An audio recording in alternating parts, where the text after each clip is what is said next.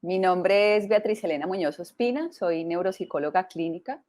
trabajo en la Fundación Valle del Lili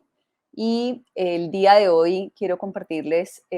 una charla que es muy interesante a propósito de la pandemia COVID-19 y son las alteraciones neuropsiquiátricas que vienen relacionadas con el COVID.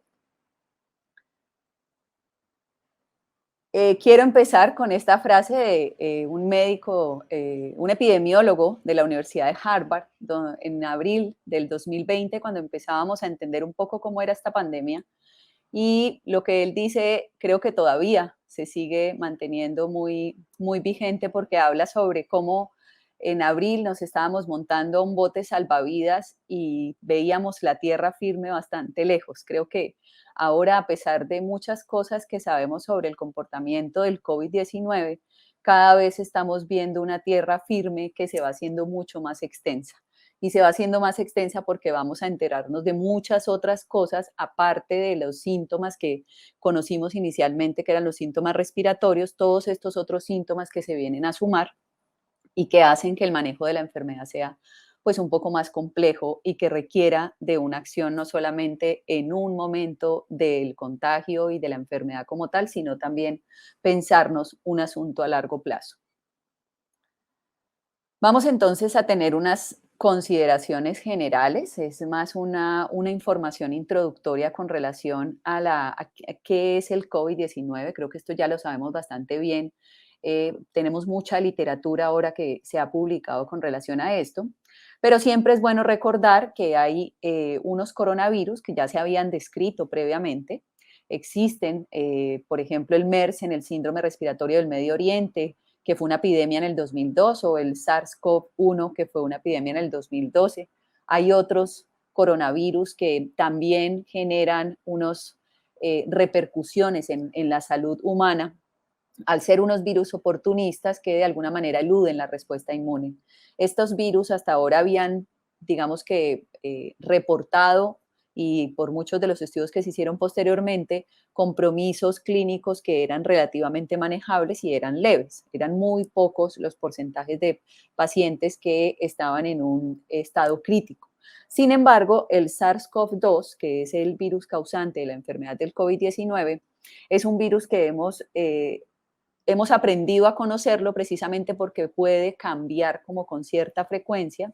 Fue identificado inicialmente en Wuhan, en China, en diciembre del 2019 y a partir de ese momento el mundo cambió porque fuimos entonces presas no solamente del miedo, sino también de esta rápida propagación que hizo que la Organización Mundial de la Salud declarara como una pandemia. Inicialmente el virus afecta el tracto respiratorio, pero también empieza a afectar unos sistemas que van a ser también los que generan muchas comorbilidades o muchos de los factores de riesgo que hacen que la enfermedad del COVID-19 sea más fuerte que en unas que en otras personas. Hablamos entonces de los sistemas cardiovasculares, de los sistemas renales y del sistema nervioso principalmente. Hay un impacto que es agudo y un impacto que es crónico. El impacto agudo es el que tenemos y tenemos ya muchísimos reportes, muchas series de casos. Estamos apenas empezando como a entender un poco la dinámica con los estudios longitudinales en este, digamos que en este año largo de pandemia. Y lo que sí sabemos es que millones de personas han sido infectadas en el mundo, que el contagio no ha parado. Hace un par de horas leía precisamente un anuncio de la Organización Mundial de la Salud que decía que le preocupaba mucho que Europa principalmente tuviera otra ola de COVID y que esto pues tuviera unas implicaciones no solamente en cuestiones políticas, en cuestiones socioeconómicas, sino también en la salud de las personas. Esto entonces pues nos lleva a pensar un poco que hay unas implicaciones a las cuales hay que prestarle atención. Estas implicaciones son mucho más específicas y tienen que ver precisamente con el objetivo de esta charla, que es la parte neuropsiquiátrica. Esas otras alteraciones que se presentan, neurológicas, psiquiátricas, cognitivas, que vamos a trabajar principalmente psiquiátricas y cognitivas. 249.743.428 personas han sido casos confirmados hasta el día de hoy por la Organización Mundial de la Salud. De esa cifra, entre el 20 y el 40% presentan complicaciones neuropsiquiátricas, entiéndase un grupo grande que pueden presentar neurológicas, psiquiátricas y cognitivas o la combinación de estas. Y entre el 11% y el 42% presentan alteraciones afectivas, presentan ansiedad, presentan fatiga, presentan síndromes disejecutivos que tienen mucho que ver con la cognición y lo que sabemos por los estudios longitudinales es que presentan, digamos que muchos síntomas que son agrupados dentro de un trastorno de estrés de características postraumáticas.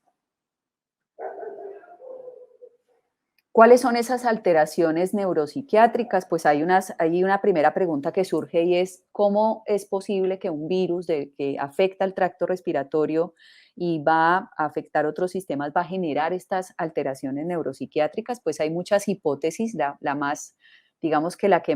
más plausible hasta el momento es cómo el virus logra atravesar la barrera hematoencefálica generando como una liberación exagerada de citoquinas que va a afectar algunas partes a nivel cerebral. Ha sido, digamos que una dificultad precisar ese mecanismo fisiopatológico,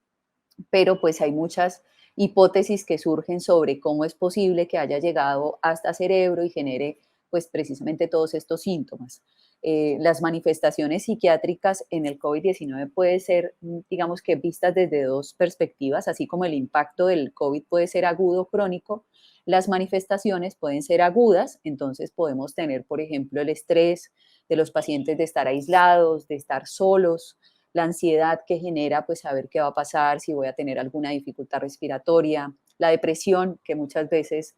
se exacerba por la soledad y por la incertidumbre de no tener mucho conocimiento y de que todo aquel que entra, pues no entra a interactuar, sino que entra puntualmente a hacer una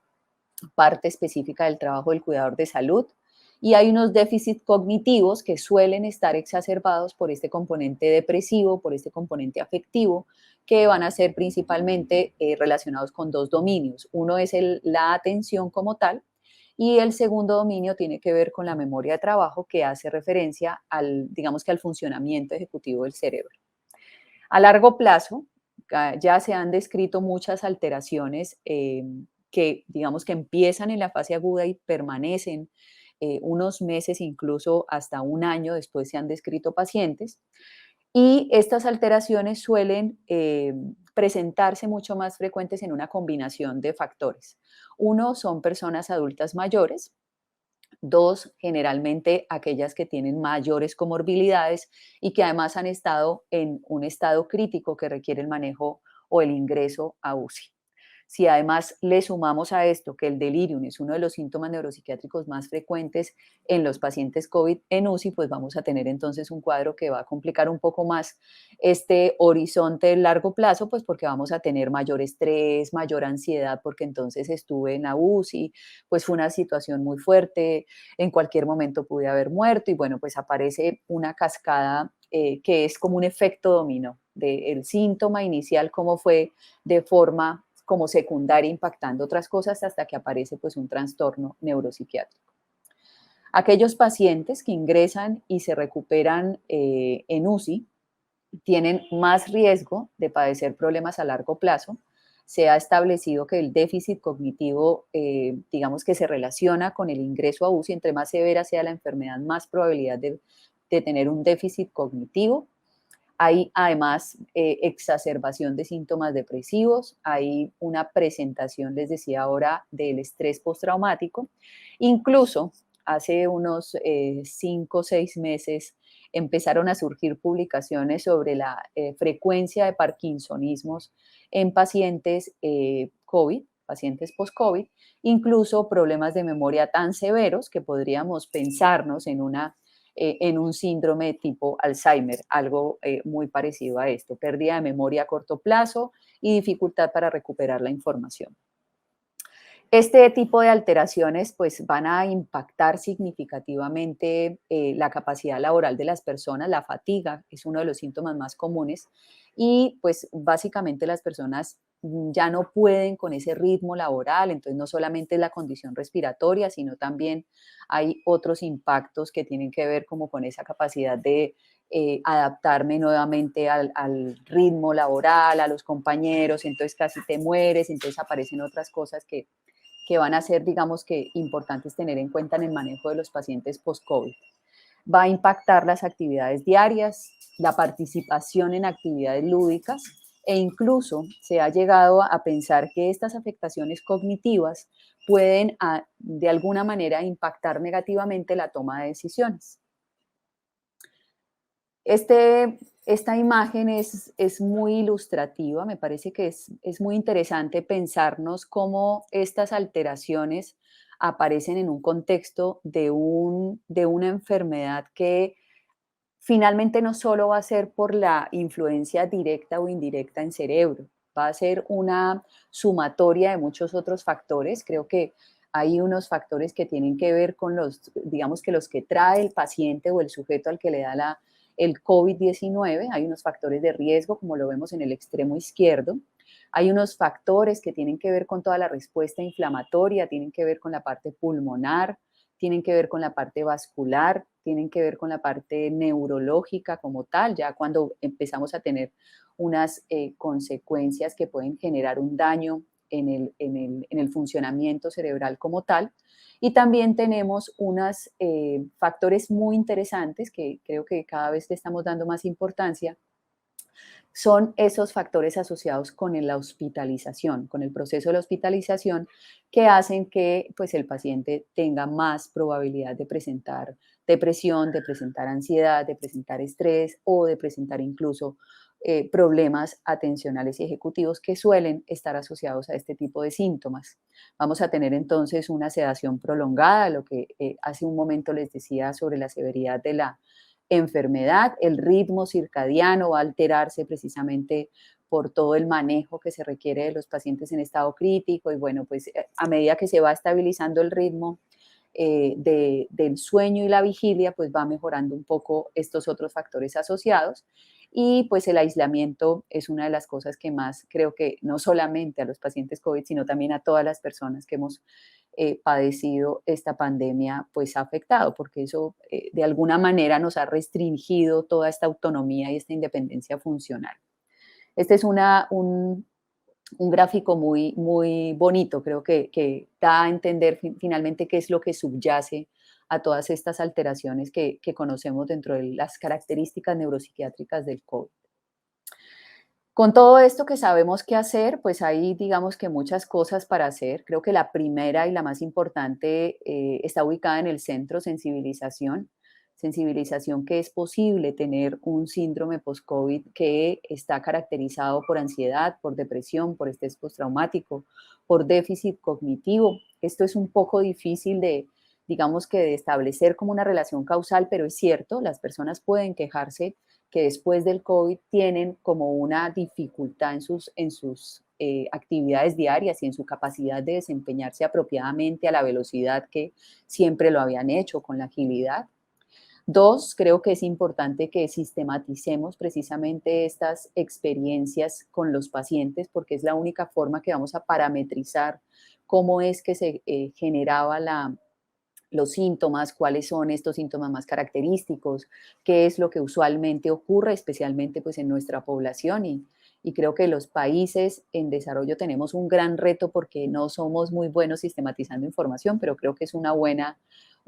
forma de participar activamente en esta investigación del COVID-19. Y finalmente, creo que las estrategias de intervención y rehabilitación deben ser pensadas no solamente en la fase aguda, sino también en la fase crónica y del largo plazo, no pensando solamente en el desacondicionamiento físico, en el problema respiratorio, sino también en todas estas otras cosas que ayudan activamente en la recuperación, el manejo psicológico, el trabajo social, el manejo psiquiátrico o la rehabilitación cognitiva en los casos que sea necesario. Bueno, muchísimas gracias. Espero que esta charla, fue un poco corta y creo que tenía los elementos principales, para que esto nos lleve a investigar muchísimo más y a comprometernos con esta parte neuropsiquiátrica del COVID. Cualquier pregunta adicional que tengan, pueden escribirle al correo que tienen en pantalla. Muchísimas gracias.